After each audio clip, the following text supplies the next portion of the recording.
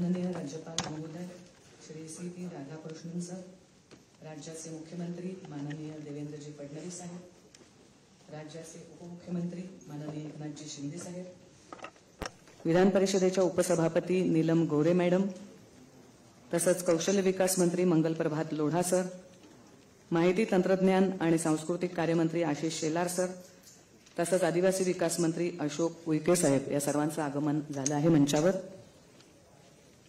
आपण या ठिकाणी संविधान हत्या दिवस हा पाळत आहोत.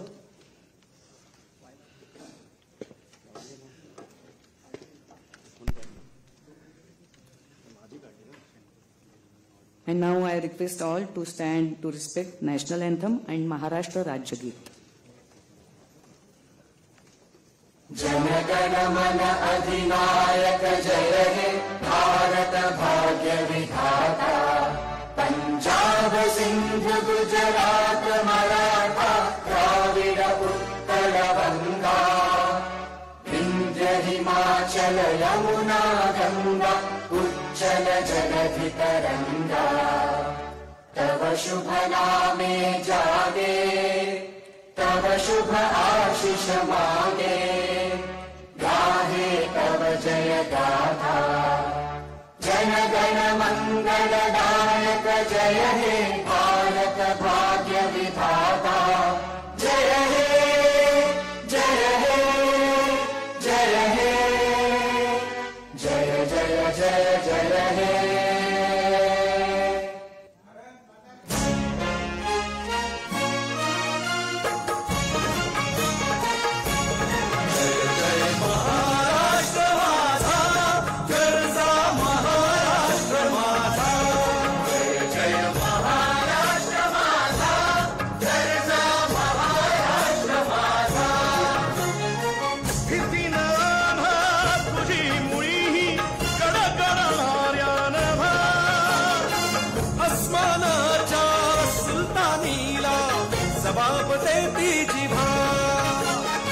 सह्याद्रीचा सिंह गर्जतो शिवशंभू राजा, दरी दरी तुला नाद गुंजला महाराष्ट्र माझा, जय महाराष्ट्र माझा, गर्जा महाराष्ट्र माझा. काळ्या छातीवरी कोरली अभिमानाची लेणी,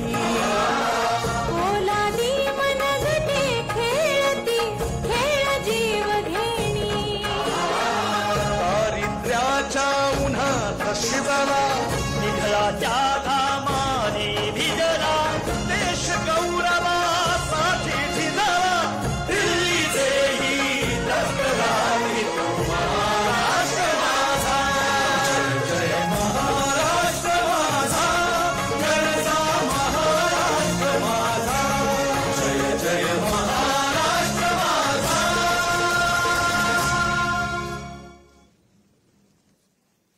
सर्वांनी कृपया बसून घ्यावं. संविधान हत्या दिवस 25 जून 1975ला आपल्या देशामध्ये आणीबाणी लागली. त्याला एक आपण काळा अध्याय असंच म्हणतो. या काळ्या अध्यायामध्ये म्हणजेच आणीबाणीमध्ये संघर्ष करणाऱ्यांच्या स्मरणार्थ आपण हा लोकशाहीचा सोहळा आज आयोजित केला आहे. या कार्यक्रमाचं आता माननीय राज्यपाल महोदयांचे सचिव डॉक्टर प्रशांत नारनवरे यांना मी प्रास्ताविक करण्याची आणि स्वागत करण्याची विनंती करते.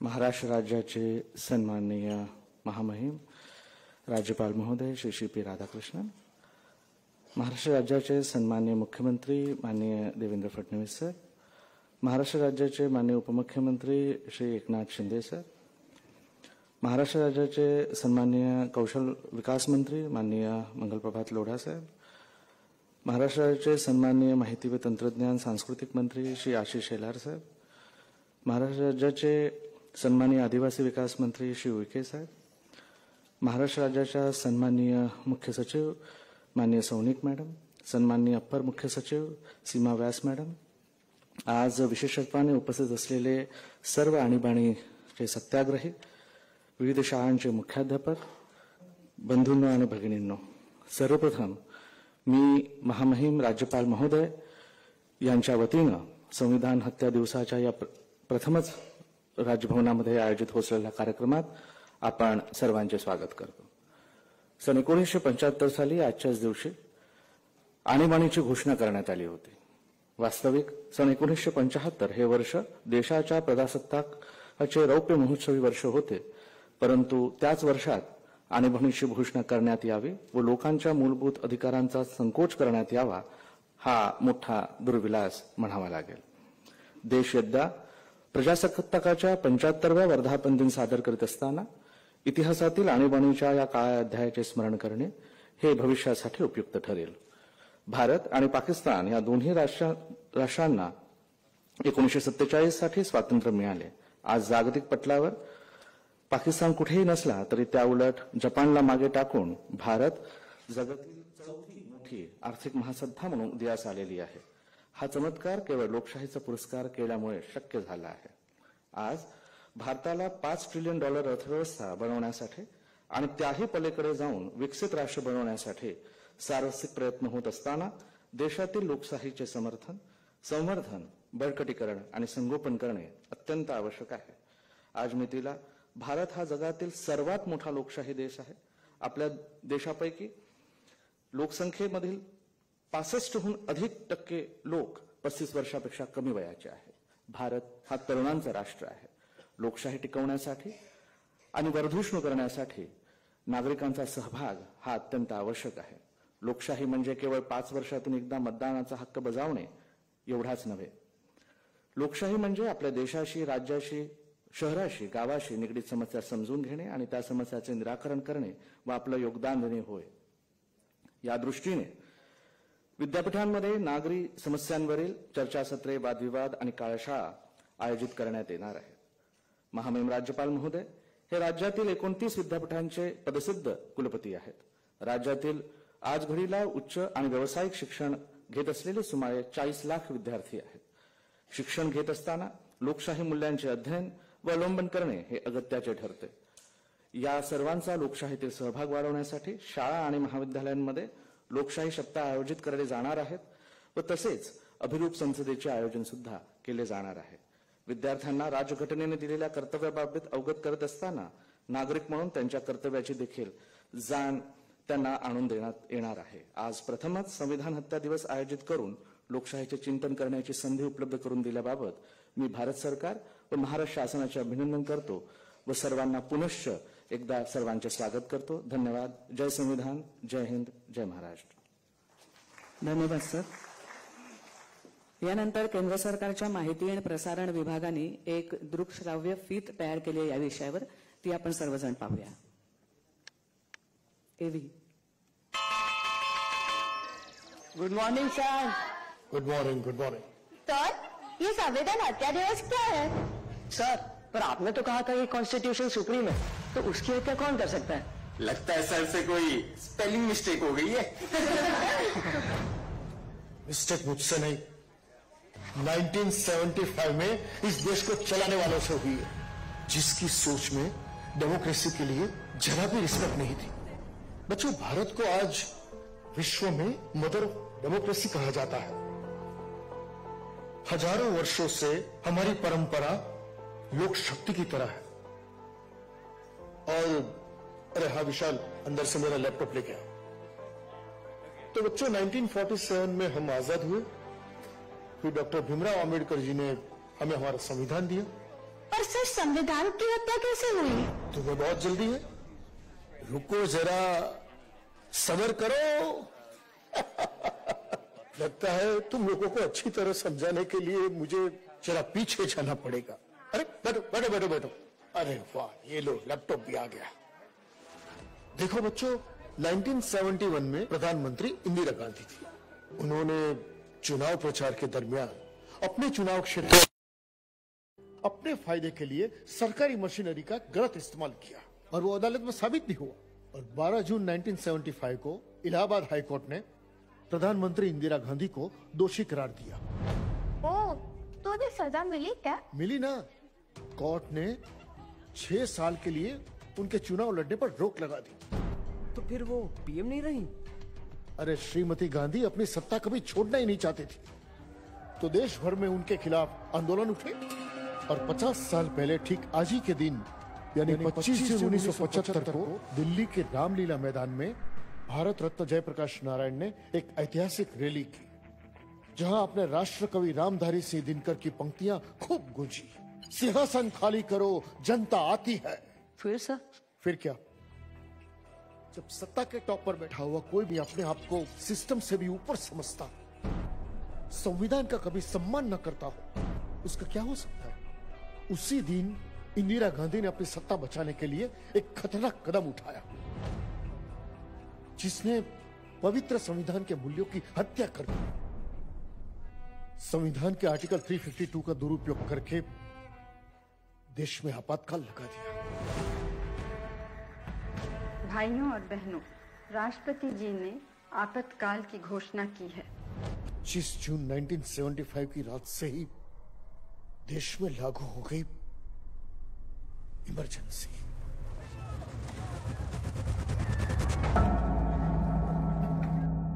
इमरजेंसी में क्या हुआ था सर? देखो बेटा, एक दिन सुबह उठकर न तुम्हारा मोबाइल चले, ना टीवी चले, ना रेडियो पे न्यूज आए, सोशल मीडिया पे ना कोई पोस्ट डाल सको, ना कोई स्टोरी बना के रख सको, तो क्या होता? अरे बाप रे। हाँ, वैसा ही हुआ था। उस समय ना इंटरनेट था, ना मोबाइल। रातों रात कई न्यूज़पेपर प्रेस की बिजली काट दी ताकि दूसरे दिन अखबार न छपे। अरे कई नेताओं को जेल में डाल दिया ताकि वे लोग इमरजेंसी के खिलाफ आवाज न उठा सके। 26 प्रातःकाल मेरे खिलाफ वारंट था। What? एक आजाद देश में ऐसा कोई कैसे कर सकता है? This is dictatorship. अगर मैं तब होती तो इस पर ब्लॉग लिखती। कैसे लिखती तू? तानाशाही ने लोगों के सारे राइट्स का गला घोट दिया था। गला घोट दिया गया था? ओह सर, अब मैं समझा पोस्टर में हत्या शब्द क्यों लिखा है। एक बार नहीं, पीएम इंदिरा गांधी ने बार बार संविधान का मजाक बनाया, बार बार उसमें बदलाव किए, सिर्फ और सिर्फ अपनी सत्ता बचाने के लिए। प्रेस और मीडिया पर कठोर सेंसरशिप लाद दी गई। पुरुषों की जबरन नसबंदी तक उस दौर में हुई। यहां तक कि सरकारी अधिकारियों को नसबंदी के टारगेट्स दिए जाते थे और जो पूरा न कर सके ना, उसको कीमत चुकानी पड़ती थी। यकीन नहीं होता हमारे देश को इतने बुरे दौर से गुजरना पड़ा। ये तो सच में डार्केस्ट पीरियड था सर। इतना ही नहीं, इंदिरा गांधी सरकार ने बड़े स्तर पर डिमोलिशन अभियान चलाया। दिल्ली के तुर्कमान गेट और कई दूसरे क्षेत्रों में न जाने कितने घर गिरा, जिससे दंगे भड़के, कई लोगों की जान गई। सर, आपने भी देखा था क्या ये बुरा समय? हाँ बेटा, मैंने ही नहीं, आज के प्रधानमंत्री नरेंद्र मोदी जैसे हजारों लाखों युवा ने देश भर में आपातकाल का पुरजोर विरोध किया। देश भर में लगातार प्रोटेस्ट हुए, लोग आर्टिकल्स लिखते थे, छिपकर छापते थे, कार्टून्स बनाते थे, पर्चियां बांटते थे, और जो लोग जेल में बंद थे ना, उनके परिवार को मदद भी करते थे। सर, इस टॉर्चर का आखिर एंड कब हुआ? बेटा, 1-2 नहीं, पूरे 21 महीने देश ने ये कालाकाल झेला। और फाइनली जनवरी 1977 में जब लोकसभा के चुनाव हुए, तो एज एक्सपेक्टेड जनता ने अपना फैसला सुनाया। इंदिरा गांधी अपने गढ़ रायबरेली से बुरी तरह से हार गई। 21 मार्च 1977 को आपातकाल रद्द हुआ। मोरारजी देसाई प्रधानमंत्री बने। आपातकाल पर जांच बैठी, संविधान के कई सारे बदलाव को अंडू कर दिया।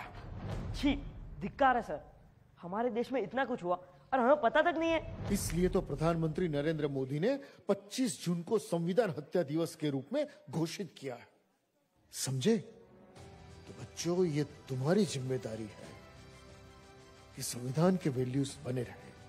बच्चों, एक जिम्मेदार नागरिक होने के नाते हम सबका कर्तव्य बनता है कि संविधान के बताए मार्ग पर हम सब चलें और भारत को विकसित देश बनाएं। खूब पढ़ो, खूब आगे बढ़ो।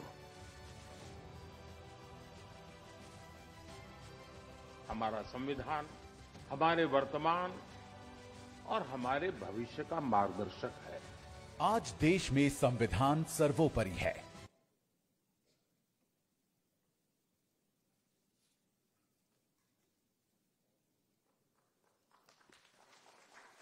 या छोट्याशा लघुपटातून आपल्याला सगळी माहिती मिळालीच असेल। यानंतर आपल्या या कार्यक्रमाला उपस्थित असलेले राज्याचे उपमुख्यमंत्री माननीय एकनाथजी शिंदे साहेब यांना मी विनंती करते की त्यांनी यासंबंधी आपले विचार व्यक्त करावे।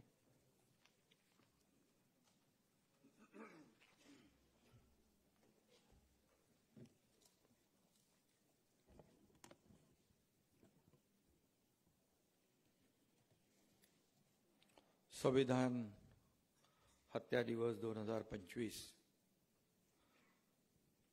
आजच्या या खऱ्या अर्थाने काळा दिवस म्हणून हा आपण साजरा करतो। या ठिकाणी उपस्थित राज्याचे महामहिम राज्यपाल CP राधाकृष्णनजी, राज्याचे लोकप्रिय मुख्यमंत्री देवेंद्र फडणवीस जी, उपसभापती विधान परिषद डॉक्टर नीलमताई गोरे, मंत्री कौशल्य विकास मंगल प्रभात लोढ़ा जी, माहिती तंत्रज्ञान मंत्री आशीष शेलार जी, मंत्री आदिवासी विकास अशोक उईके जी, सर्व मान्यवर आणि सभागृहामध्ये उपस्थित लोकप्रतिनिधी आणि या आणीबाणीच्या काळामध्ये जे सहभागी झालेले अनेक सत्याग्रही, खरं म्हणजे आपण स्वतंत्र भारताचा अमृत काळ आपण साजरा करतोय, पण तेव्हाच आणीबाणीच्या विषकालाची 50 वर्ष देखील आज पूर्ण होत आहेत। 25 जून 1975 रोजी तत्कालीन पंतप्रधान स्वर्गीय इंदिरा गांधी यांनी आणीबाणी लादून भारतीय लोकशाहीचा गळा घोटण्याचं काम केलं होतं। या घटनेला आज 50 वर्ष पूर्ण होत आहेत। आजचा दिवस हा संविधान हत्या दिवस म्हणून भारताच्या इतिहासातला एक काळा दिवस म्हणून नोंदला गेला आहे। आणीबाणीच्या काळात देशातील लोकशाहीसाठी लढा देणाऱ्या सर्व ज्ञात अज्ञात देशप्रेमी बंधू भगिनींना मी विनम्र अभिवादन करतो। त्यांचा संघर्ष आपल्याला कायमच प्रेरणादायी ठरेल, ऊर्जादायी ठरेल।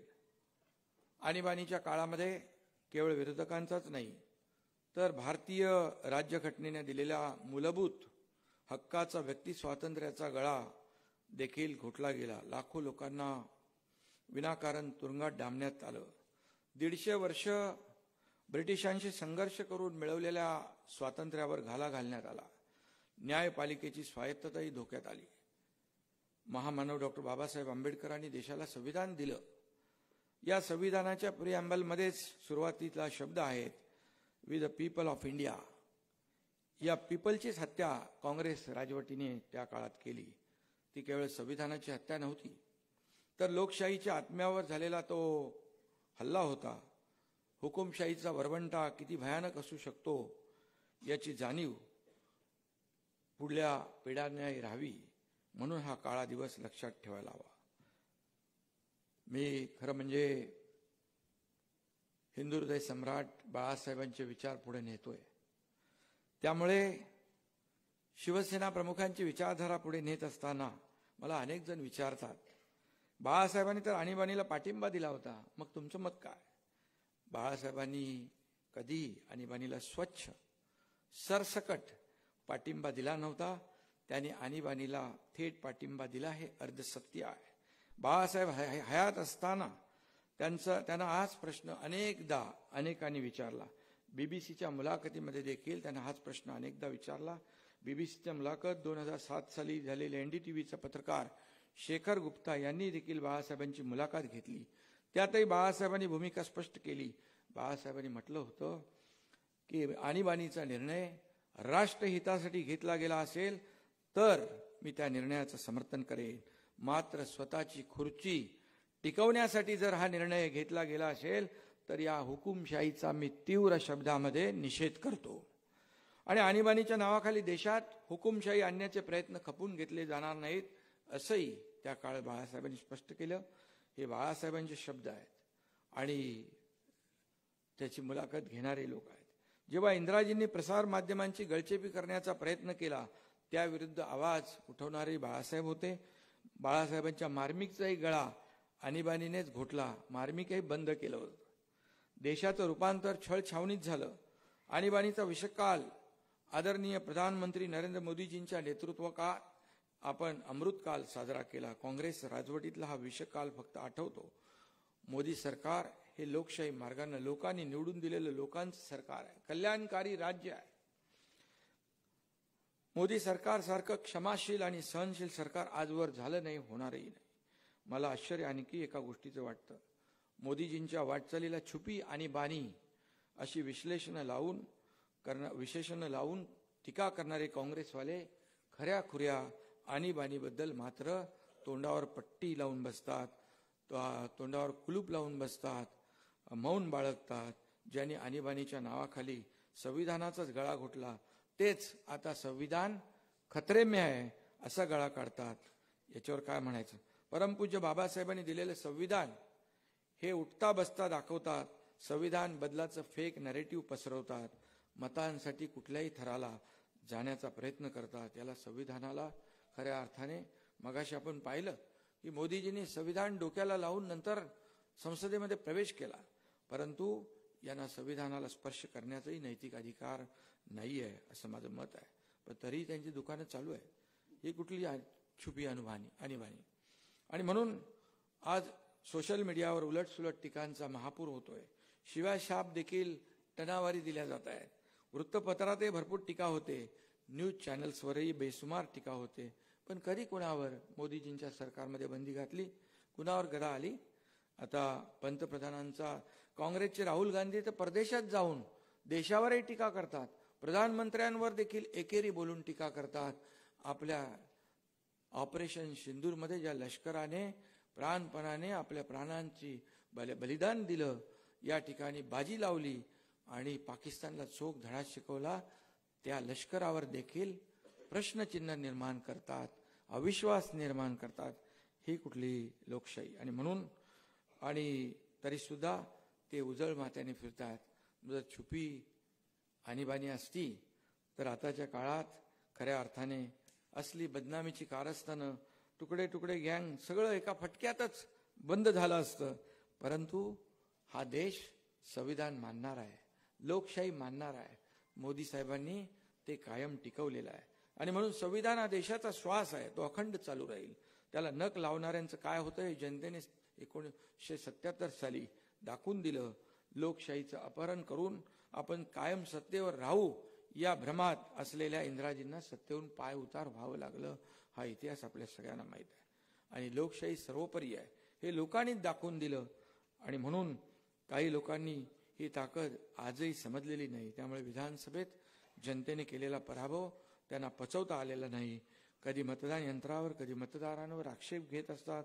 खरं म्हणजे त्यांच्या बुद्धीची कीव करावी वाटते. आणि म्हणून मी पुन्हा एकदा सांगतो, आणीबाणीचं भयंकर स्वरूप ज्यांनी अनुभवलं ती पिढी आता 60 उलटलेली, काही तर 70-80च्या पुढे गेल्या आहेत. आणीबाणीच्या तुरुंगवास आणीबाणीत भोगलेले बरेच नेते आज हयात नाहीत. एका व्यक्तीचा उल्लेख मी या ठिकाणी आवर्जून करेन. त्यांचं नाव आहे गंगाधरराव फडणवीस आणि आपल्या मुख्यमंत्री महोदयांचे ते पिताश्री. आणि मगाशी पाहिलं आपण की मोदी साहेबांनी देखील वेश बदलून देशभरामध्ये आणीबाणीला विरोध केला आणि आपल्या लोकांची पाठराखण केली. आणि म्हणून आणीबाणीत कारावास भोगावा लागला अशा व्यक्तींच्या आम्ही काय उपकार केले नाही. मानधनामध्ये देखील कालच मंत्रिमंडळाने एक निर्णय घेतला आणि त्याचे काय आकडे मी सांगत नाही आहे, परंतु एक सन्मान, त्यांचा आदर भावना ठेवून राज्य शासन या ठिकाणी त्यांच्या पाठीशी आहे.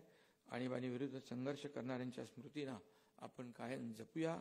त्यांच्या स्वप्नातली सशक्त समृद्ध लोकशाही भारत घडवू असा निर्धार या निमित्ताने आपण सर्वजण मिळू करूया.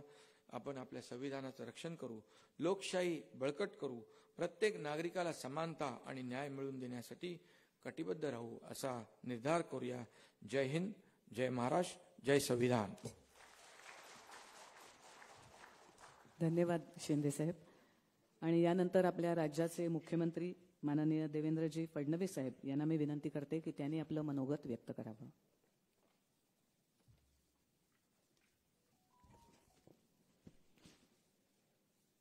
हिंदवी स्वराज्याचे सरसंस्थापक छत्रपती शिवाजी महाराजांना मानाचा मुजरा करतो. भारतीय राज्यघटनेचे शिल्पकार भारतरत्न डॉक्टर बाबासाहेब आंबेडकर यांना मानवंदना अर्पित करतो. आणि आज संविधान हत्या दिवस आणि त्यासोबत आणीबाणीमध्ये संघर्ष करणाऱ्या लोकतंत्र सेनानींच्या सत्काराकरता या ठिकाणी मंचावर उपस्थित असलेले महाराष्ट्राचे आदरणीय राज्यपाल श्री CP राधाकृष्णनजी, उपमुख्यमंत्री माननीय श्री एकनाथराव शिंदेजी, उपसभापती श्रीमती नीलमताई गोरे, सन्माननीय मंत्री महोदय श्री आशीष शेलारजी, श्री मंगल प्रभात लोढ़ाजी, श्री अशोक उईकेजी, या ठिकाणी विशेषत्वाने उपस्थित असलेले आमचे अनेक लोकतंत्र संग्राम सेनानी, महाराष्ट्र सरकारचे सर्व वरिष्ठ अधिकारी आणि उपस्थित सर्व भगिनी आणि बंधूंनो, आज आणीबाणीच्या काळ्या कालखंडाला 50 वर्ष पूर्ण होत आहेत. आणि याच निमित्ताने आपल्याला नेहमी या गोष्टीची आठवण राहावी की या भारतामध्ये लोकशाहीची हत्या करण्याचा प्रयत्न झाला होता. आणि त्यासोबत याही गोष्टीची आठवण राहावी की त्याही वेळी लोकतंत्र सेनानींनी एक मोठा संघर्ष केला होता आणि त्या संघर्षामुळे भारताचं संविधान आणि भारताची लोकशाही आम्ही वाचवू शकलो. आणि म्हणूनच आजचा दिवस अत्यंत महत्त्वाचा आहे. मगाशी आपण एक फिल्म बघत होतो ज्याच्यामध्ये एक धावता इतिहास आपल्या समोर आला. खरं म्हणजे 12 जून 1975 अलाहाबाद हायकोर्टाने निर्णय दिला की श्रीमती इंदिराजी यांची जी निवड आहे लोकसभेची ती अवैध आहे. आणि त्यामध्ये त्यांनी अतिशय स्पष्टपणे नमूद केलं की त्यांचे प्रचार प्रमुख हे सरकारचे सनदी अधिकारी होते. सरकारच्या सगळ्या अधिकाऱ्यांनी थेट त्यांचं काम केलं आणि सरकारच्या तिजोरीतून मतदारांना पैसा वाटला गेला आणि ही निवडणूक पूर्णपणे त्या ठिकाणी लोकशाहीच्या तत्वांच्या विरोधात लढवली गेली आणि म्हणून करप्ट इलेक्ट्रोल प्रॅक्टिसेस अशा प्रकारचा शब्द वापरून स्वर्गीय श्रीमती इंदिराजी यांची निवडणूक रद्द करण्यात आली आणि त्यानंतर आपल्याला कल्पना आहे की बरोबर 13 दिवसांनी 25 जूनला इंदिराजींनी आणीबाणी या देशामध्ये लागू केली. पण ही केवळ एक घटना नव्हती, तर 12 जूनच्या आधी देशामध्ये ज्या प्रकारचं वातावरण तयार झालं होतं, एकीकडे गुजरात, बिहार सारख्या राज्यांमध्ये नवनिर्माणाचं आंदोलन सुरू झालं होतं. त्याची झळ संपूर्ण देशामध्ये पोचली होती. मजुरांचं आंदोलन सुरू झालं होतं. जेपींची मुवमेंट होती, जॉर्ज फर्नांडिसांची मुवमेंट होती, अटल बिहारी वाजपेयींची मुवमेंट होती. आणि यातून देशामध्ये एक जी करप्ट रेजिम तयार झाली होती त्याच्या विरुद्ध संघर्ष हा पुकारला गेला होता. आणि तशातच हा 12 जूनचा जो निकाल आला तो ज्याला आपण इंग्रजीत लास्ट नेल इन कॉफिन म्हणतो, अशा प्रकारे त्या निकालाचा परिणाम झाला. आणि म्हणून इंदिराजींना ज्यावेळेस लक्षात आलं की आता ही सत्ता वाचवणं कठीण आहे, कारण हायकोर्टाच्या निकालावर श्रीमती इंदिराजी सुप्रीम कोर्टमध्ये गेल्या. सुप्रीम कोर्टावर प्रचंड दबाव आणला. तथापि सुप्रीम कोर्टाने एक मध्यम निकाल दिला. सुप्रीम कोर्टाने सांगितलं की इंदिराजी लोकसभेच्या सदस्य तर राहू शकतील, पण त्या लोकसभेच्या कुठल्याही प्रस्तावावर मतदान करू शकणार नाहीत. त्यांचा मतदानाचा अधिकार आम्ही गोठवतो जोपर्यंत त्याचा अंतिम निर्णय येत नाही. आणि म्हणून त्यांना प्रधानमंत्री तर राहता येत होतं, पण लोकसभेच्या कारवाईमध्ये त्यांना त्या ठिकाणी पार्टिसिपेट करता येत नव्हतं. आणि म्हणून मग ही इमर्जन्सी आणली. इमर्जन्सी आणल्यानंतर एकीकडे मोठ्या प्रमाणात विरोधी पक्षाचे जे सगळे नेते होते, लाखो नेत्यांना त्या ठिकाणी जेलमध्ये टाकण्यात आलं, बंद करण्यात आलं. आणि दुसरीकडे ज्या प्रकारे संविधानाची हत्या सुरू झाली आणि मग संविधानाच्या हत्येचं पहिलं जे काही त्या ठिकाणी पाप झालं ते म्हणजे 42वावं संविधान संशोधन, ज्यांनी एक मिनी कॉन्स्टिट्यूशन तयार केलं, एक छोटं संविधान तयार केलं. भारतरत्न डॉक्टर बाबासाहेब आंबेडकरांचं संविधान हे संपूर्णपणे बदलण्याचं काम या घटना दुरुस्तीने केलं. आपल्याला माहिती आहे, संविधान सभेमध्ये बोलत असताना भारतरत्न डॉक्टर बाबासाहेब आंबेडकरांनी सांगितलं की या संविधानातलं माझं सगळ्यात आवडतं काही असेल तर ते फंडामेंटल राईट्स आहेत, मूलभूत अधिकार आहेत. कारण हे मूलभूत अधिकार मी एक अशी शक्ती देशातल्या शेवटच्या माणसाला देतोय की ज्याच्यामुळे त्याच्या अधिकाराचं हनन झालं तर तो थेट उच्च न्यायालय किंवा सर्वोच्च न्यायालयात जाऊ शकेल. त्याला कुठल्याही ज्युडिशियल सिस्टीमची आवश्यकता पडणार नाही. आणि एक प्रकारे भारताच्या लोकशाहीला आणि शेवटच्या माणसाला मी सगळ्यात मोठी ताकद या फंडामेंटल राईट्सने देतोय, या मूलभूत अधिकाराने देतोय. आणि म्हणून हे माझं आवडतं अशा प्रकारचं या ठिकाणी हा माझा आवडता चॅप्टर आहे, असं संविधान सभेमध्ये भारतरत्न डॉक्टर बाबासाहेब आंबेडकरांनी सांगितलं होतं. पण ज्यावेळी ही 42वी घटना दुरुस्ती झाली त्यावेळी त्या घटना दुरुस्तीने सांगितलं की फंडामेंटल राईट्सची प्रायमसी ही आता संपवण्यात येते आहे. आता फंडामेंटल राईट्स हे इम्पॉर्टंट राहणार नाही. Directive principle of state policy, directive principle of state policy काय होते तर बाबासाहेबांनी सांगितलं होतं की राज्यांनी हे केलं पाहिजे, अशी एक ॲडवायझरी होती. इन ड्यू कोर्स आपली ज्यावेळेस डेमोक्रेसी मॅच्युअर होईल त्यावेळी राज्यांनी हे केलं पाहिजे, अशा प्रकारचे डायरेक्टिव्ह प्रिन्सिपल होते. तर या घटना दुरुस्तीने डायरेक्टिव्ह प्रिन्सिपलला फंडामेंटल राईट्सच्या जागी आणलं आणि एक प्रकारे बाबासाहेबांच्या संविधानाची पूर्ण हत्या त्या ठिकाणी करण्यात आली. आणि हे सगळं करण्याकरता लोकसभेचे नियम बदलले.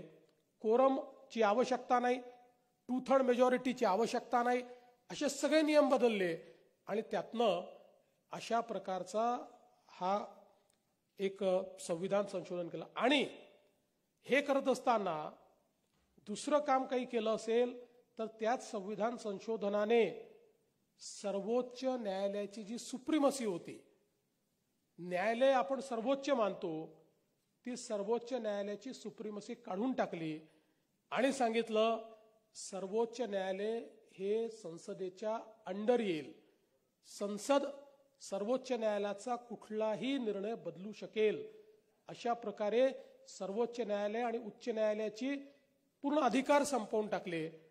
आणि सगळ्यात महत्वाचं एक असा निर्णय त्या ठिकाणी या संविधान संशोधनाने घेतला की यापुढे प्रधानमंत्र्यांच्या निवडणुकीच्या संदर्भातला कुठलाही निर्णय हा कुठलाच न्यायालय घेऊ शकणार नाही. आणि हा जो काही संविधान संशोधन केलं ते त्यांच्या विरुद्ध 12 जूनला निर्णय आला होता त्याच्या आधीपासून लागू केलं. आणि त्यांनी 12 जूनचा निर्णय हा पूर्णपणे संपवण्याचं काम हे स्वर्गीय इंदिराजींनी केलं. आणि म्हणूनच आपण जी लोकशाहीची हत्या म्हणतो, लोकशाहीचा कालखंड जो काळा अध्याय म्हणतो, भारतरत्न डॉक्टर बाबासाहेब आंबेडकरांचं संविधान हे पूर्णपणे संपवण्याचं काम हे त्या कालखंडामध्ये झालं. आणि म्हणूनच याचा विरोध करण्याकरता ज्यावेळी सगळे विरोधी पक्ष एकत्रितपणे उतरले, आणीबाणी लावण्यात आली, लोकांना जेलमध्ये टाकण्यात आलं. आणि एवढंच नाही तर एक कार्यक्रम आखला, 20 कलमी, 5 कलमी, 11 कलमी असे अनेक कार्यक्रम.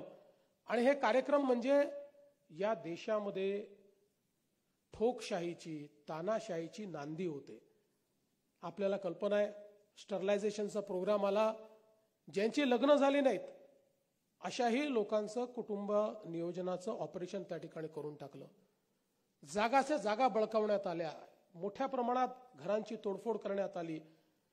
अनुशासनाच्या नावाखाली अक्षरशः या देशामध्ये उन्माद हा त्या कालखंडामध्ये पाहायला मिळाला. आणि हे सगळं रिपोर्ट होऊ नये म्हणून वृत्तपत्र त्यांची छपाई बंद. वृत्तपत्र छापायचं असेल तर जसं फिल्मला सेन्सर बोर्ड आहे तसं वृत्तपत्राच्या सेन्सर बोर्डाची परमिशन मिळाल्यानंतर वृत्तपत्रामध्ये आपल्याला वृत्त छापता येईल. अशा प्रकारचा भयानक निर्णय हा त्या कालखंडामध्ये झाला. म्हणूनच शिंदे साहेब जे म्हणतात की अलीकडच्या काळामध्ये कोणी उठताना सांगतं लोकशाहीची हत्या होऊन राहिली आहे आणि आमची गळचेपी होऊन राहिली आहे, त्यांनी जरा त्या कालखंडाकडे बघितलं पाहिजे. मग त्यांच्या लक्षात येईल की या भारतामध्ये आजही कुठल्याही चौकात उभं राहून तुम्ही देशाच्या प्रधानमंत्र्यांना शिव्या देऊ शकता आणि तुमच्यावर कोणी काही कारवाई करत नाही. ही या भारताची लोकशाही आज या ठिकाणी जिवंत आहे. ही जिवंत आहे कारण त्या काळामध्ये संघर्ष होऊन आम्ही आमचं संविधान पुन्हा जीवित केलं आणि हे जे काही फैसले झाले होते फैसले त्या ठिकाणी संपवण्याचं काम आम्ही केलं. आपल्याला कल्पना आहे की जेलमध्ये देखील इतक्या मोठ्या प्रमाणात अनन्वित अत्याचार झाले. जॉर्ज फर्नांडिस यांच्यासारखा एक नेता जो त्या ठिकाणी अंडरग्राऊंड होते जॉर्ज साहेब आणि ते पकडले जात नव्हते, त्यावेळी जॉर्ज फर्नांडिस यांच्या भावाला आणि त्यांच्या आईला पकडून एकत्रित बांधण्यात आलं आणि सांगितलं जॉर्ज कुठे आहे सांगा. आणि ज्यावेळी त्यांनी सांगितलं नाही त्यावेळेस सांगितलं त्यांच्या भावाला की आता जर तुम्ही जॉर्ज कुठे आहे हे आम्हाला माहिती दिली नाही तर तुमच्या समोर तुमच्या आईवर या ठिकाणी बलात्कार केला जाईल. आणि त्याचा परिणाम हा त्या भावावर एवढा झाला की त्यानंतर त्यांना जो मेंटल शॉक बसला त्यातनं ते कधीच बाहेर आले नाहीत. अशा प्रकारचे अनेक त्या ठिकाणी एक्सेसेस, बर्फावर झोपवणे, मारणे असे अनेक एक्सेसेस त्या ठिकाणी झाले. पण ही सगळी जी मंडळी होती कधीच बदली नाही. अटल बिहारी वाजपेयीजींसारखा एक उत्तुंग नेता याला जेलची भिंत देखील त्या ठिकाणी त्यांच्या कर्तृत्वाला आणि त्यांच्या विचारक शक्तीला त्या ठिकाणी मारू शकली नाही. जेलमधनंही त्यांनी लिहिलेल्या कविता या त्या ठिकाणी लोकांना स्फुरण देत होत्या आणि तानाशाहीच्या विरुद्ध एक एल्गार पुकारण्याचं काम त्या ठिकाणी करत होत्या.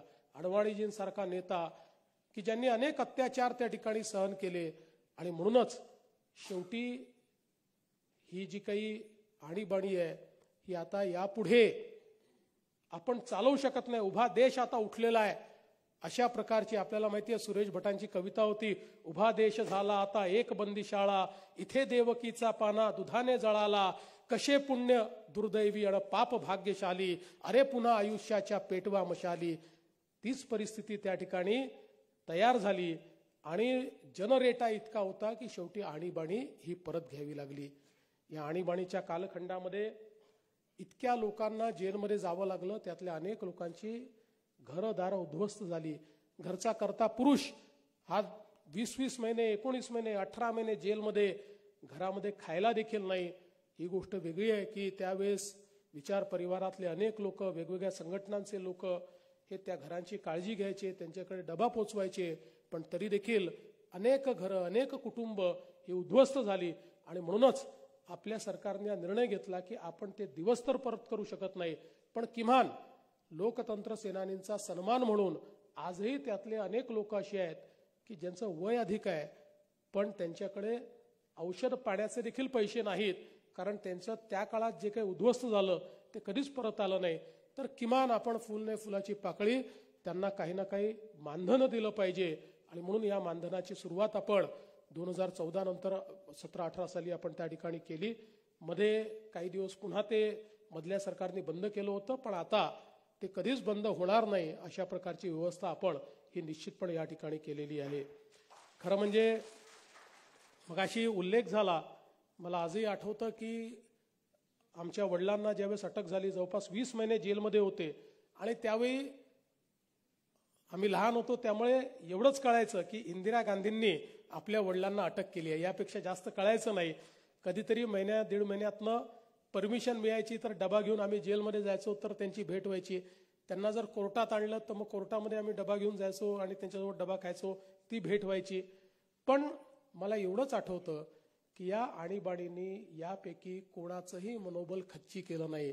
यांनी कधी हा प्रयत्न केला नाही, कधी विचार केला नाही आमचं काय होईल. आणि त्याही ठिकाणी अतिशय ताकदीनं ते लोक राहिले. आमच्या काकू शोभाताई देखील जवळपास 19-20 महिने जेलमध्ये होत्या. कधीही आपण जेलमध्ये का गेलो, आपल्याला का जावं लागलं, अशा प्रकारचा विचारही या लोकांच्या मनात आला नाही, कारण सगळ्यांना हे माहिती होतं की देशाची लोकशाही वाचवायची आहे.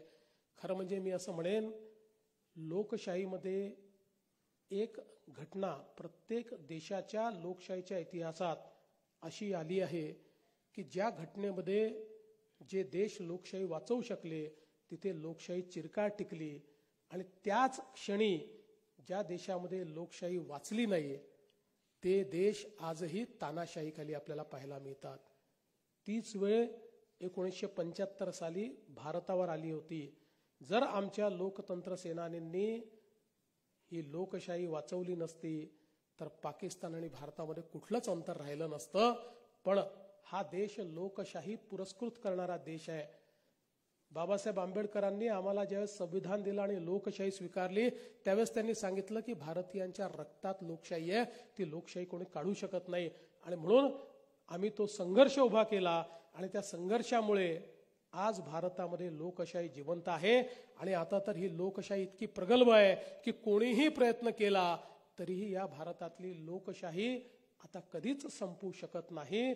एक मजबूत संविधान आणि एक मजबूत लोकशाही मानणारी लोक, अशा प्रकारची या भारताची रचना. त्यामुळे आपलं संविधान आणि आपली लोकशाही ही अशीच चिरायू होत राहील. मी आजच्या या क्षणी सर्व लोकतंत्र संग्राम सेनानींचे मनापासून आभार मानतो. त्यांनी जे कार्य केलंय त्या कार्याचा गौरव करतो. आणि ह्या चांगल्या दिवशी माननीय राज्यपाल महोदयांनी राजभवनमध्ये आम्हाला सगळ्यांना या कार्यक्रमाला निमंत्रित केलं, त्याबद्दल त्यांचे मनापासून आभार मानून माझे 2 शब्द संपवतो. धन्यवाद. जय हिंद, जय महाराष्ट्र. धन्यवाद मुख्यमंत्री साहेब. आपण स्वतःच हे सगळं घरात अनुभवलेलं असल्यामुळे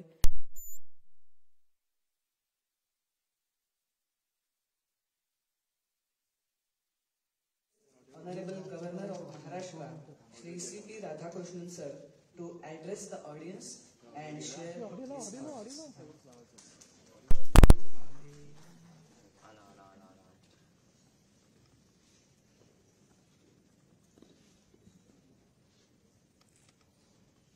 I touch and salute the holy feet of Bharata Mata, the most powerful and the most merciful. आज ये दे उपस्थित सर्वाना माशा नमस्कार.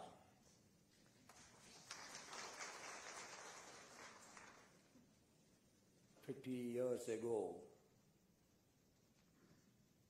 this day was the darkest day in the Indian democracy.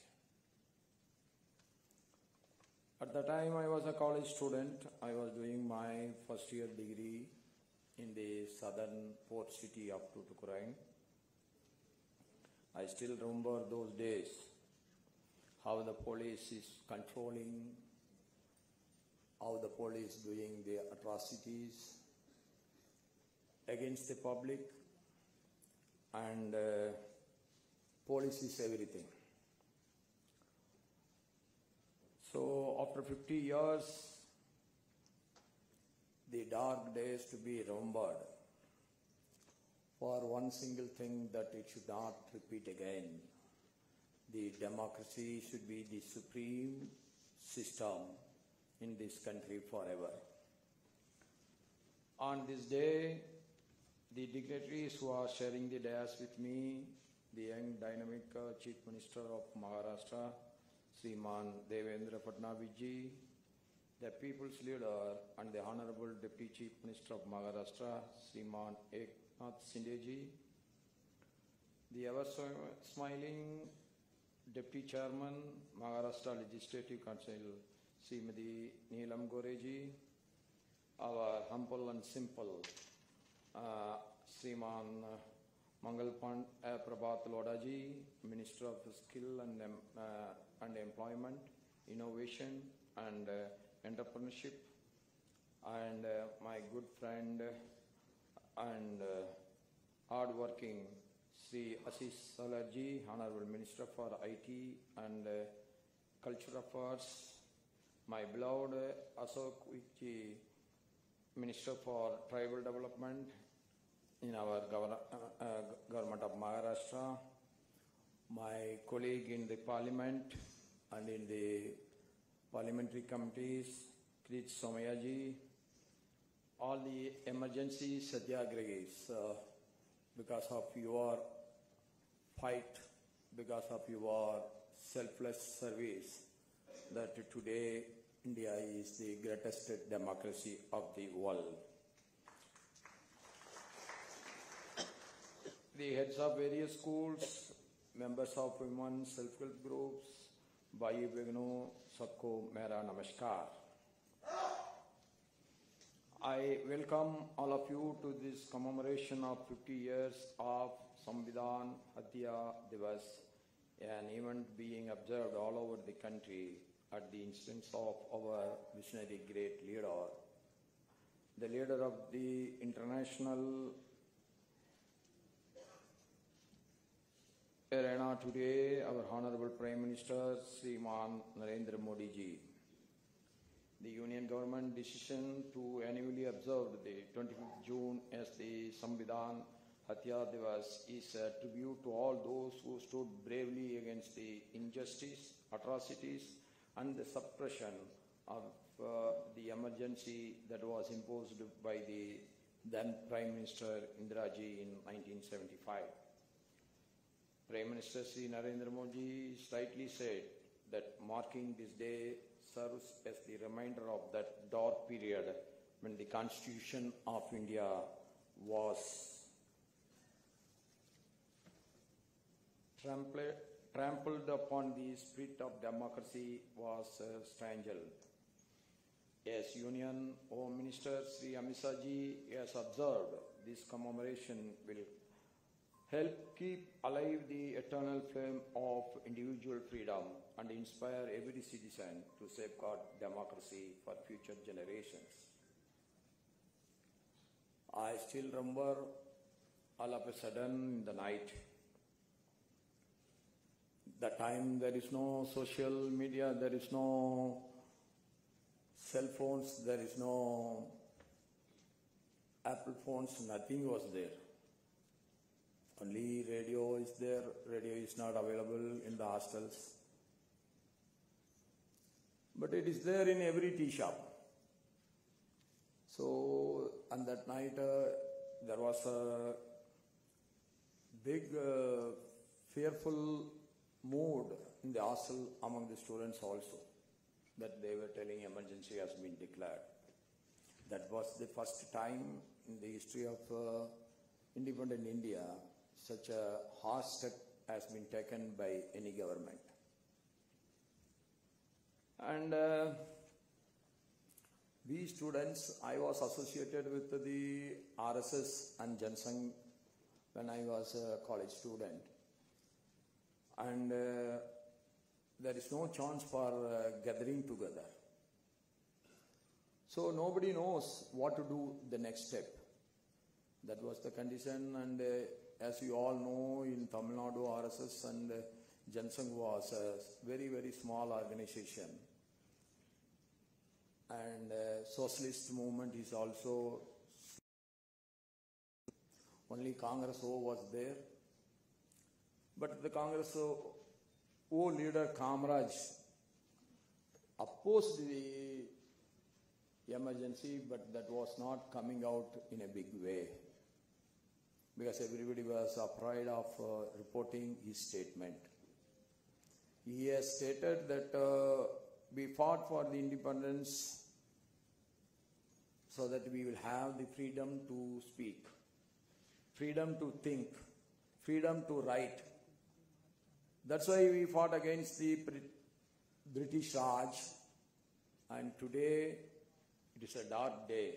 That is the single statement of the Kamraj, the biggest leader of our country in that time, but that has not come out. So the Congress people were in a little confused mood, whether to oppose the emergency or not to oppose the emergency. And I still remember the political situation after 1971, the landslide victory for Indiraji, everything was going towards the dictatorialship attitude. The opposition was so demoralized and they were fragmented and they were never come together. So the democracy looks like in dark because there is no strong opposition. The communist parties were with the Congress. Of course, CPM was not with the Congress, but CPI was a much stronger party that time and it was with the Congress. Slowly, Jayaprakash Narayana has given a big call that we have to save democracy. So, for the first time in 1974, I believe, I still remember, there was a bypoll in Madhya Pradesh. Seth Govindadas died, and in the Jabalpur, the first bypoll came after Jayaprakash Narayanan's big call for all the people to unite. And that was the first common opposition candidate in the name of Janata Front. They fought, and our Sharad Yadav was the candidate, and he has won. That was the first time that Indiraji's mighty political power was questioned by the Indian citizen. Then after that, our JP, Loknaik JPG has given a big call that a total revolution to take place. Total revolution means the corrupt administration should be thrown out, social justice to everyone, includes the social reform. Not only administrative reform, it includes the social reform. It becomes a big student movement all over, and I was the Coimbatore district Total Revolution Movement's secretary at that time. But slowly, you cannot, in my life, I cannot forget two judgments given by the two judges. One is Singaji, who has given the judgment against Indira Gandhi, the mighty Indira Gandhi at that time.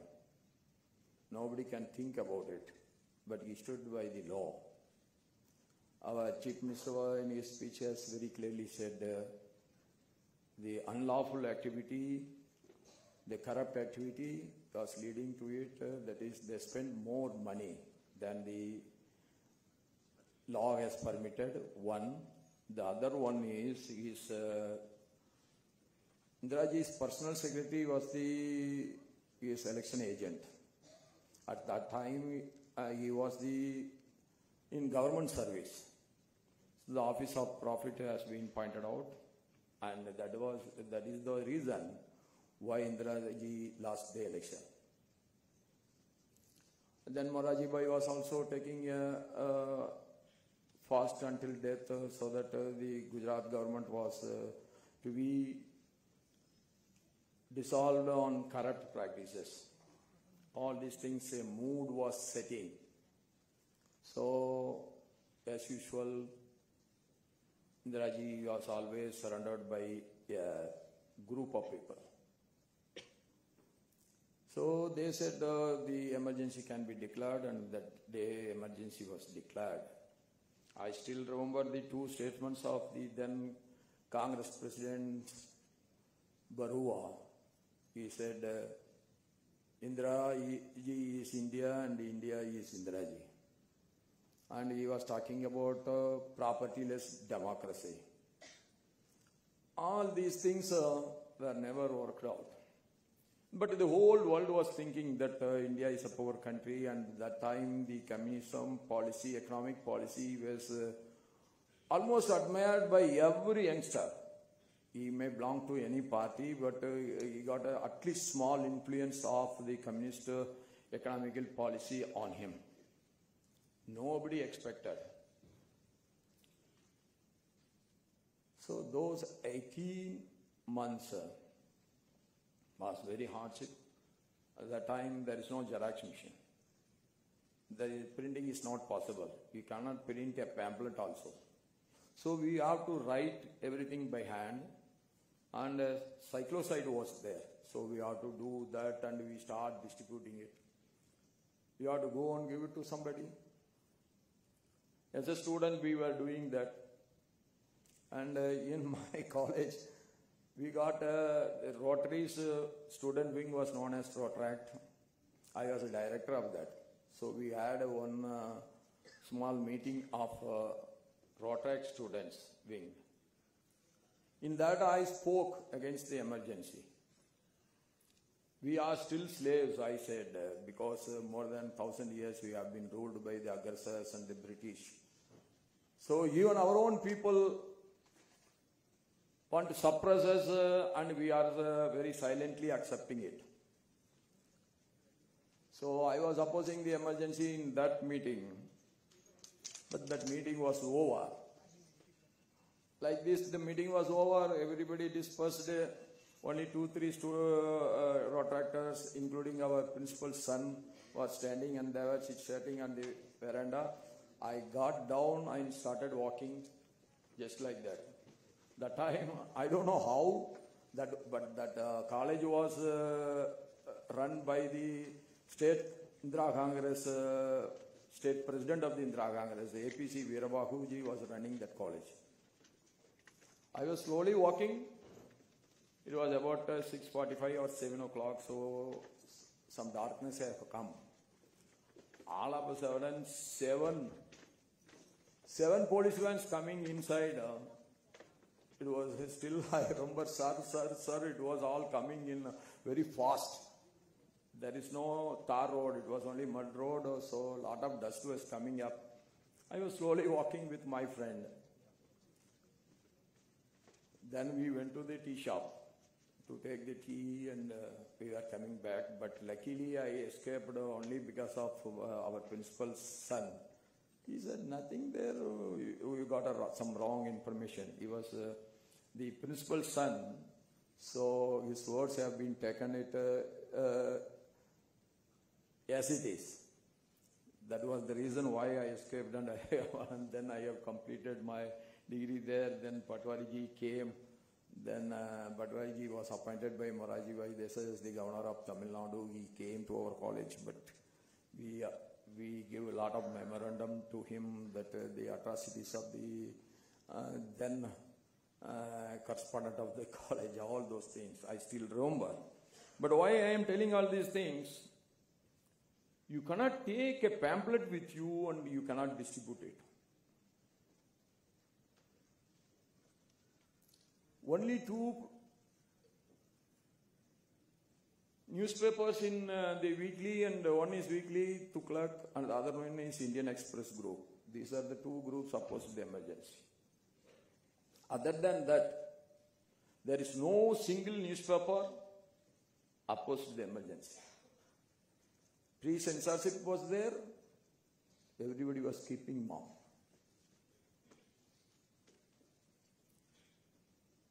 Luckily, in 1977, the election was called off. The time Indiraji was thinking, everything is smooth. There is no opposition from anywhere. George Fernandez was the only person who tried to oppose the government through violence. Otherwise, only Satyagraha everywhere, as usual. All the Satyagrahis were inside the jail. So, the Samchagris of Indiraji has told, Madam, this is the right time in the eyes of the international leaders and the international arena that you can call for an election and you are going to win again. Landslide, you will get more majority than what you are having today. That's something Samchagris also knowingly or unknowingly do something good for the nation. That the election has been called for, and in 1977, we all know, except the South, the entire North voted for democracy. That was not believed by any well-developed Western countries, including America. In the South, I remember, there is only one person, one from Andhra Pradesh, the United Andhra Pradesh, that is Sanjeev Reddy ji. And Kamaraj died. By the time when the emergency was in force, on October 2nd, our great leader Kamaraj ji died. And Janata Front, we have won 4, but the DMK government was dismissed and the DMK party was an alliance party with the Janata Party. We have won, DMK has 1 seat and Janata Party got 3 from Tamil Nadu. So the entire South has given only 5 or 6 MPs. But from Himachal Pradesh, Haryana, Punjab, Uttar Pradesh, Madhya Pradesh, Orissa, that time there is no Chhattisgarh. So the entire North, including Rajasthan, that people have given a mandate that democracy has to be restored. And that is a big verdict in the history of India that has to be remembered. The poor people voted for the democracy. That time India was not so strong. If you get starvation deaths were there. If you get your food grain in the ration shop by paying the money, that itself is a great thing. They will supply only for 2 days, 5 days, they will say, you come next week, next week, next week. Not like today. You go to the ration shop, you will get 5 kg wheat free. You will get 1 liter oil free. Then some rice free. It's not like that. Even that starving situation, our people have voted for democracy. That is the greatness of poor people of Mother Bharat. That's why the whole world is now respecting us. And the civil liberties have to be protected. We always say nation first. The interest of the nation is above everything. I am no more belong to a party, but all the great political leaders are sitting here. My appeal to everyone is that the nation's interest first, party interest next, personal interest lost. I am always saying, living for ourselves is not a sin. You have to protect your children, you have to protect your family, you have to protect your parents, you have to protect your age-old parent-in-laws. But what is wrong? Living only for ourselves is wrong. While living for ourselves, we should live for others too. That is the only way that Indian democracy will get more and more strengthened. We should always cautious and we should always vigil what is right for the nation, who is telling the truth, who is telling the lie, who is having an hidden agenda. All these things has to be understood by every citizen in the right sense. That will strengthen the democracy, that will strengthen our system. That is what we are moving towards. Unfortunately, the Janata rule of 1977 was one of the finest rule in the independent India. 1 rupee 80 paisa 1 kg sugar is available in the open market. You can take any number of bags to your house. Before that, you have to print your marriage card and you have to go to your tahsildar and you have to tell, sir, I have kept the marriage for my daughter. I want to make some sweets. So you have to give me 75 kg or 100 kg of sugar, permit, something like that. You have to take and then only you will get that sugar. But such a wonderful rule came to a sudden end because of the ego of the great leaders. I still remember they are great leaders, but their only minus point was the ego. We have to work together, that is very important. If we don't work together, then we cannot serve the society. That is the thing what we have to learn from this emergency. And with these words, I am sure the youngsters who are sitting here, they will fight for the national interest. And above that, yes, there is nothing wrong in we are proud of our mother tongue. We all are proud of our mother, like that we are all proud of our mother tongue also. We are all proud of our mother religion also. But when the national interest comes, we should ready to sacrifice mother tongue and mother religion. That is the only way that this India can emerge as the Viksit Bharat by 2047. And with these words, I thank all of you for coming to the Raj Bhavan. Our CM was very happily thanking me. It is myself I have to thank all of you that you have come here to mark the dark day, that it will not repeat in the history of India.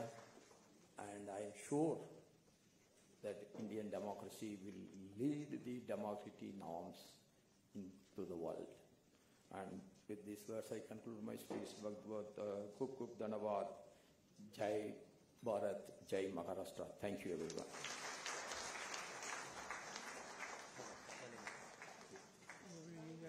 Thank you very much, Honorable Governor sir, for sharing your perspective. Thank you once again. आणि यानंतर आपण आणीबाणीच्या काळामध्ये ज्या अनेकांनी त्रास सहन केला, हाल सोसावे लागले, तुरुंगवास सहन केला, असे अनेक जण होती.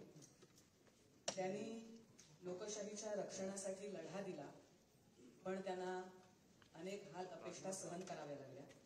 असे अनेक जण आहेत, त्यापैकी 5 जणांचा इथे प्रातिनिधिक स्वरूपात त्यांना आपण सन्मानित करणार आहोत.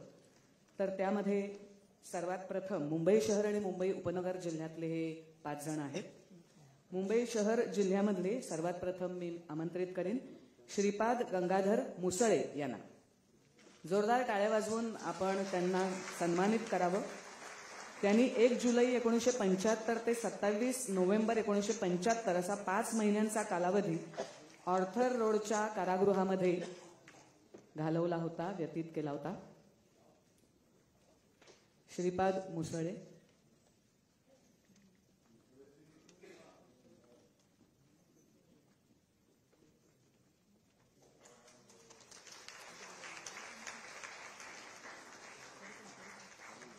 शाल आणि सन्मानचिन्ह देऊन आपण त्यांना सन्मानित करतोय.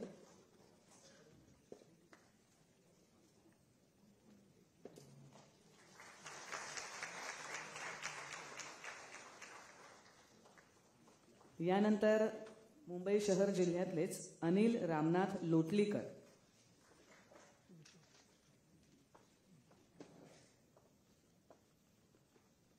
लोटलीकरजी यांनी सुद्धा ऑर्थरोडच्या कारागृहामध्ये 3 महिन्यांचा कारावास भोगला होता. हे सगळेच जण आता वृद्ध झालेले आहेत, पण त्यांच्या मनामध्ये मात्र त्या सगळ्या कारागृहातल्या आठवणी नक्की असतील. त्यांचे कष्ट शब्दातीत आहेत. त्या काळात त्यांनी खूप भोगलंय, त्याचं स्मरण करण्याचा आपला हा छोटासा प्रयत्न आहे. यानंतर मेधा किरीट सोमय्या मॅडम मुंबई उपनगर जिल्ह्यातून आल्यात. त्यांनी सुद्धा 20 डिसेंबर 1975 ते 15 जानेवारी 1976 असा ऑर्थरोडच्याच कारागृहामध्ये तुरुंगवास कारावास भोगला होता. कॉलेजच्या दिवसामध्ये त्यांनी त्यांच्या पार्ला कॉलेजमध्ये सत्याग्रह सुद्धा या काळात पुकारलेला होता.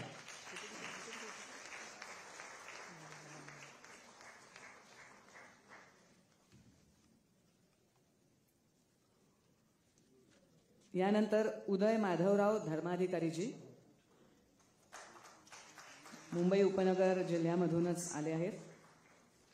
त्यांनी तर 2 कारागृहांमध्ये कारावास भोगला होता. मालेगाव आणि धुळे इथल्या कारागृहामध्ये ते जवळजवळ 3 महिने कारावासात होते.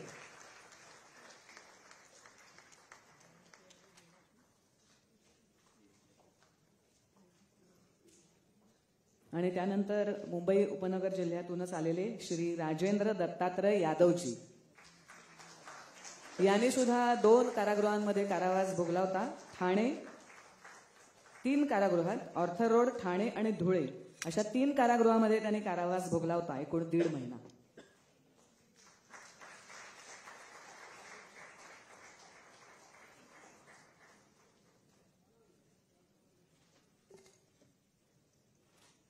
आपल्या सगळ्यांचं छोटंसं स्मरण करण्याचा हा प्रयत्न.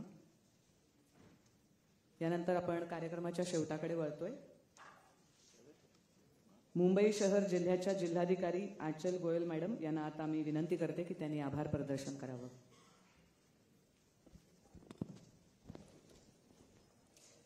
आपला अभिमान, आपला संविधान आणि आजच्या दिवशी आपल्या प्रिॲम्बल उद्देशिकाची आठवण करून देणे योग्य होणार आहे.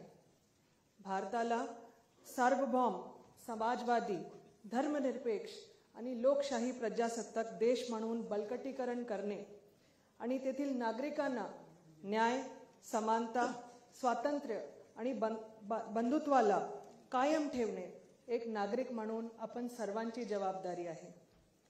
आज या कार्यक्रमाला राजभवन परिसरात करण्याची आम्हाला अनुमती देण्यासाठी महाराष्ट्र राज्याची माननीय राज्यपाल महोदय यांचे मी विशेष आभार मानते.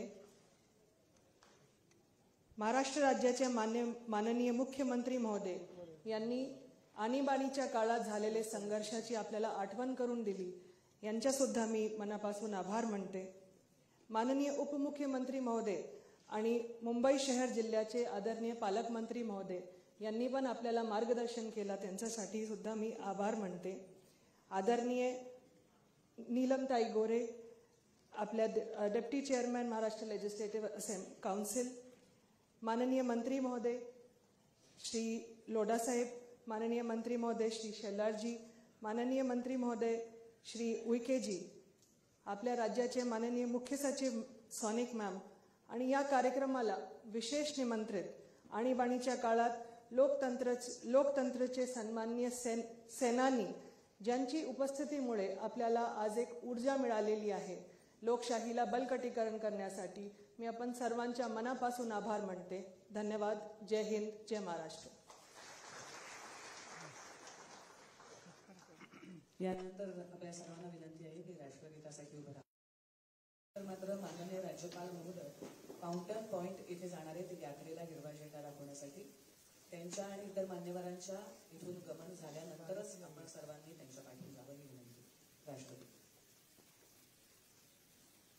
जनगणमन अधिनायक जय हे भारत भाग्य विधाता पंजाब सिंधु गुजरात मराठा द्राविड उत्कल गंगा विंध्य हिमाचल यमुना गंगा उज्जल जलधि तरंगा तव शुभ नामे जागे तव शुभ आशीष माने गाहे तव जय गाथा जनगण मंगल नायक जय हे भारत भाग्य विधाता जय हे जय हे जय हे जय जय जय जय हे.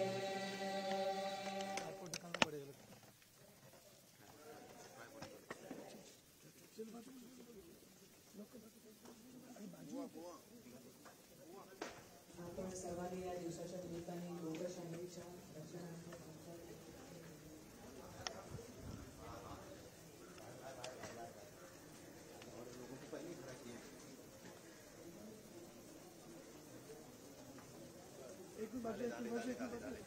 एक मिनिट सर जातेच ना.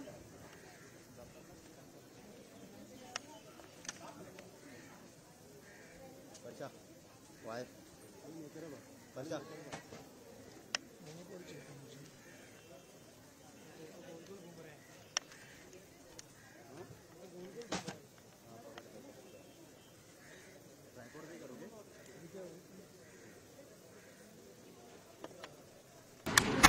आलेला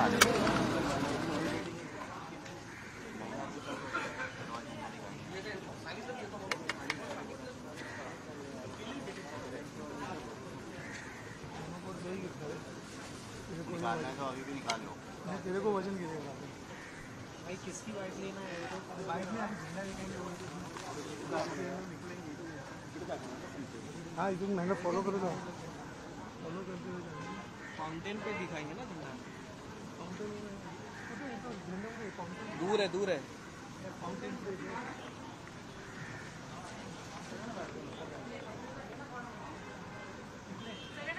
थोड़ा सा दूर है और वही राज्यपाल जाएंगे. बोलते थोड़ा आगे चले जाते. तैयार हो ना. ठीक है बस आ रहे बाहर ही आ रहे. गाड़ी के पीछे पीछे जाएंगे.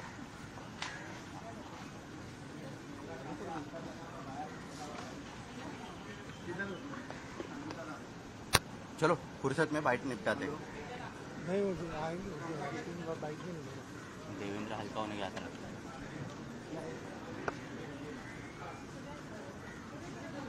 झंडा दिखाएंगे ना उसके बाद बाइट लेंगे.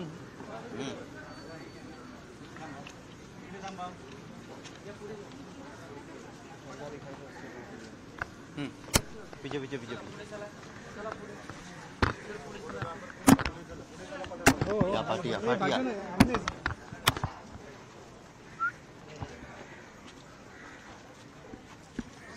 बांध के चला रहा है. Bullock cart.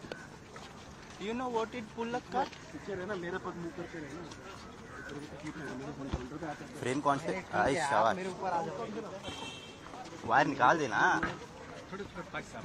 वायर पाशा अड्डी पे. या भाई तू निकल जा आगे.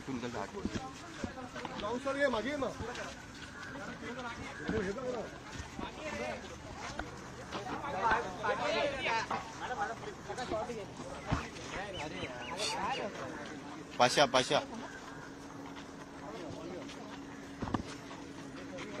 हाँ ठीक है होने दो आने दो वायर निकाल दो पाशा वायर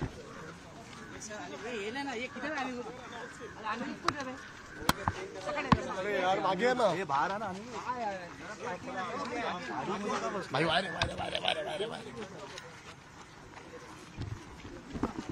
वायर निकाल दो इधर यही काउंटर। हाँ तो वायर निकाल दो ना भाई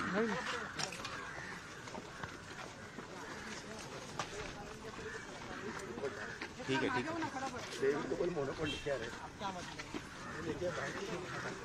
ठीक है हसो येऊ दे पीटीआई वायर इधर बस मागे अजून घ्या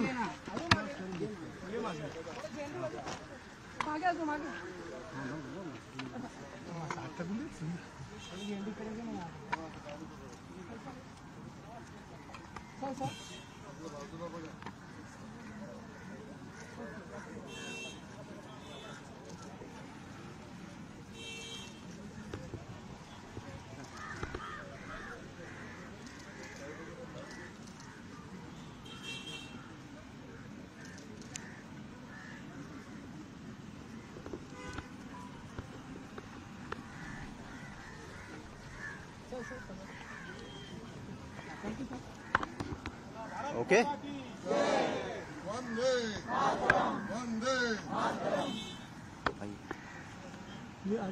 हाँ सेम सर सर एक शॉट मध्ये अरे शुरू करें। सर आज संविधान हत्या दिवस जो है वो मनाया जा रहा है। जिस तरीके से इमरजेंसी को 50 साल पूरे हुए हैं, कैसे देखते हैं इस फ्लैग डे? देखिए 50 साल पहले इस देश में लोकतंत्र को समाप्त करने का प्रयास हुआ था। स्वर्गीय श्रीमती इंदिरा जी ने न केवल इमरजेंसी लगाकर सारे विपक्ष के लोगों को जेल में डाला था, बल्कि भारतीय संविधान को इस प्रकार से बदला था कि भारत रत्न डॉक्टर बाबा साहेब अम्बेडकर जी जो ये कहते थे कि संविधान में फंडामेंटल राइट्स ये मेरे लिए सबसे महत्वपूर्ण है, उनको समाप्त करके डायरेक्टिव प्रिंसिपल को उनकी जगह दी गई थी। और जो प्रधानमंत्री का पद है और प्रधानमंत्री का जो चुनाव है उसको किसी भी न्यायालय के परव्यू के बाहर निकाल दिया गया था। और न्यायालय को, सर्वोच्च न्यायालय को संसद के अधीन लाने का प्रयास संविधान को बदलकर किया गया था। तो भारत की लोकतंत्र को समाप्त करने का काम 50 साल पहले स्वर्गीय श्रीमती इंदिरा जी ने किया था। लेकिन भारत के लोकतंत्र संग्राम सेनानियों ने जयप्रकाश नारायण जी, अटल बिहारी वाजपेयी जी, जॉर्ज फर्नांडिस जी, मोरारजी भाई देसाई, लाल कृष्ण आडवाणी जी, इनके जैसे बड़े नेताओं ने मिलकर एक ऐसी लड़ाई लड़ी कि जिसके कारण भारत का संविधान बचा और भारत का लोकतंत्र बचा। इसलिए दिन बहुत महत्वपूर्ण है। हमारे पीढ़ियों को ये बताना होगा कि भारत का लोकतंत्र हमने बचाया है। सर एकदम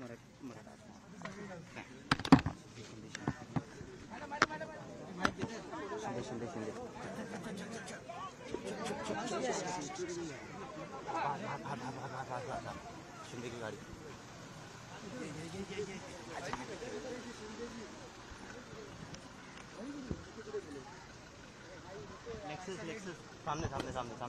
सामने अरे हटा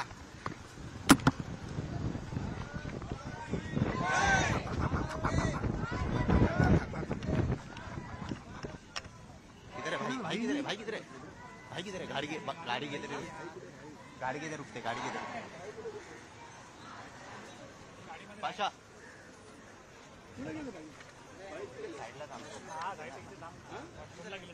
अच्छा वॉकिंग लगे हो साइड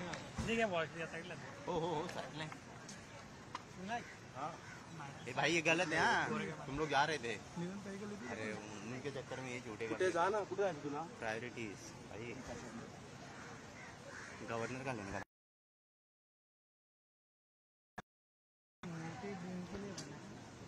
तो बांधना पड़ता है। प्रधानमंत्री मोदी जी इस तरीके से कर रहे हैं, काला दिवस मना रहे हैं। जब उसने मराठी में नहीं बोला तो दूसरे विषय पे नहीं बोलते। 41 साल अच्छा दिन है, अच्छे से बोलेगा। में से कितना से काट लेंगे वो? भाई इसके अलावा आज और कोई कुछ नहीं बोलेगा। देवेंद्र गए भाई, सिंगल आईडी लूंगा मैं, मेरे बीच में आने का नहीं।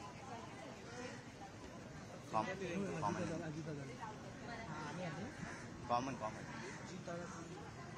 गवर्नर का लेते का तब तक देखा, गवर्नर सामने है, गवर्नर सामने भाई।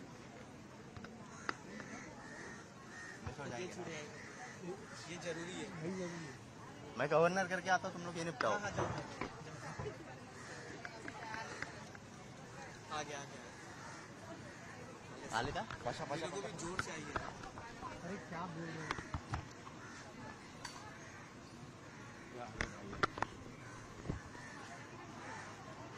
चला छोड़ पीछे आगे रहना, कैमरा पीछे रहने दो। हाँ इधर दो मिनट। अब ठीक है, बाथरूम से टाइम जल बाथरूम आगे क्या बोल रहे सर? भाई एक छोटा भाषण के लिए हिंदी के लिए मैंने स्टैंड बाय। ओ पकड़ेगा सर, इमरजेंसी को जो है 50 साल पूरे हुए हैं। आज जो है संविधान हत्या दिवस मनाया जा रहा है, कैसे देखते हैं इस ब्लैक दिवस को?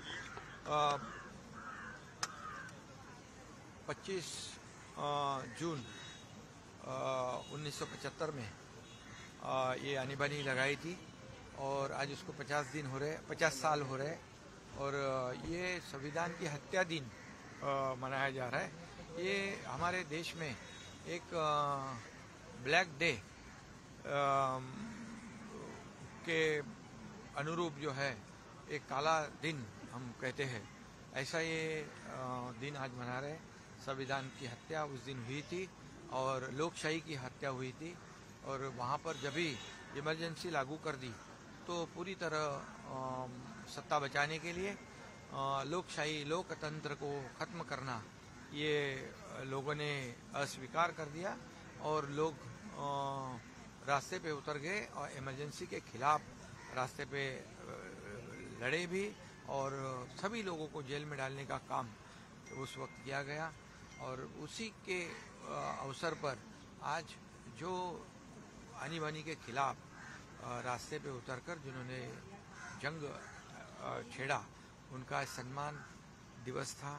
इसमें कई बड़े लोग, अटल बिहारी जी, अडवाणी जी, मोदी जी भी भेष बदलकर पूरे देश भर में संविधान के ये सब इमरजेंसी के खिलाफ लड़े।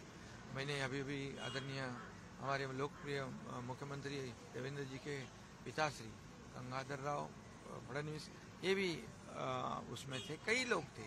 और जिस तरह ये लोकशाही को कुचलने का काम किया, ये बहुत ही लोकतंत्र के खिलाफ है और इसलिए आज 50वां संविधान की हत्या दिन यहाँ पर मनाया गया और इसमें जो लोगों ने हिस्सा लिया था उनका सम्मान किया। सर, विरोधक ये कहते हैं जिस तरीके से वो इमरजेंसी को लेकर उन्होंने सपोर्ट नहीं किया, आपने उसका जिक्र किया है, उसको लेकर क्या कहना चाहते हैं? बाला साहब ठाकरे जी जो कहते थे खुलेआम कहते थे, वो किसी से डरते नहीं थे और उन्होंने कहा था उस वक्त बीबीसी और एनडीटीवी को कि अगर ये इमरजेंसी राष्ट्रीय हित के लिए है तो मेरा समर्थन है, अगर ये इमरजेंसी किसी की कुर्सी बचाने के लिए है, सत्ता बचाने के लिए है तो मेरा विरोध है। ऐसा उन्होंने स्पष्ट रूप से कहा था, वो तो आपके मीडिया के सामने ही कहा था। और जब ये लोकशाही का चौथा स्तंभ जो है, ये वर्तमान पत्र है, मीडिया है, इसको भी कुचलने का काम किया, उसके ऊपर बंदी डाल दी, मार्मिक को भी बंद कर दिया और तब पहले आवाज उठाने वाले बाला साहब ठाकरे जी ही थे। सर, 1975 के बाद इंदिरा गांधी को लेकर जिस तरीके से फैसले लिए है उसको लेकर विरोधक अभी ये कह रहे हैं कि अगर पैसों का इस्तेमाल करके चाहती तो इंदिरा जी जो है वो वोट जीत कर वो जो चुनाव है वो जीत सकती थी, लेकिन ऐसा उन्होंने नहीं किया जो अभी वर्तमान समय में शुरू हुआ। नहीं, लेकिन वो तो खुद का सत्ता बचाने के लिए तो किया, इमरजेंसी लगा दी, ये तो सच है। और इसलिए अभी जो कहते हैं कि मोदी जी को कहते हैं छुपी इमरजेंसी है, छुपी इमरजेंसी है। तो कितने लोग तो मोदी जी के खिलाफ बोल रहे हैं, सुबह उठते हैं शाम तक मोदी जी के खिलाफ बोलते हैं, विदेश में जाके देश की बदनामी करते हैं, मोदी जी को जो भी मतलब अभी तो मराठी में कहते हैं एकेरी बोलते हैं उनको, मोदी जी को मोदी जी का अपमान करते हैं, प्रधानमंत्री जी का अपमान करते हैं और हमारे देश की बदनामी, प्रधानमंत्री की बदनामी ये कांग्रेस वाले राहुल गांधी जाके विदेश में करते हैं। और क्या उनको कभी उनके ऊपर पाबंदी लाई है? और दूसरी बात, आज जो मैंने उसका भी जिक्र किया कि जो ऑपरेशन सिंदूर जो हमारे जवानों ने जान जोखिम में डालकर लड़े और पाकिस्तान ऑपरेशन सिंदूर के माध्यम से पहलगाम में हुए हमारे बहनों का सिंदूर पोंछने का काम जो पाकिस्तान वालों ने किया, उनको बेधड़क उनको सबक सिखाई, ईंट का जवाब पत्थर से दिया, गोली का जवाब मिसाइल से दिया। तो क्या अभी उसका भी हिसाब पूछ रहे हैं? हमारे जवानों के शौर्य पर एक सवाल पूछ रहे हैं, प्रधानमंत्री जी के ऊपर सवाल पूछ रहे हैं। तो क्या उनको किधर बंद कर दिया? वो तो खुलेआम घूम रहे।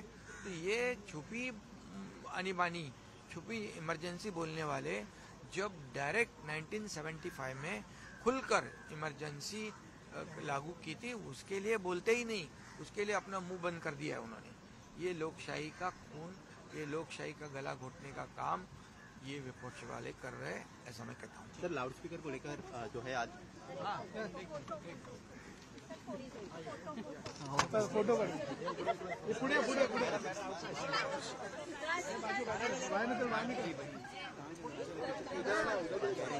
थोड़ी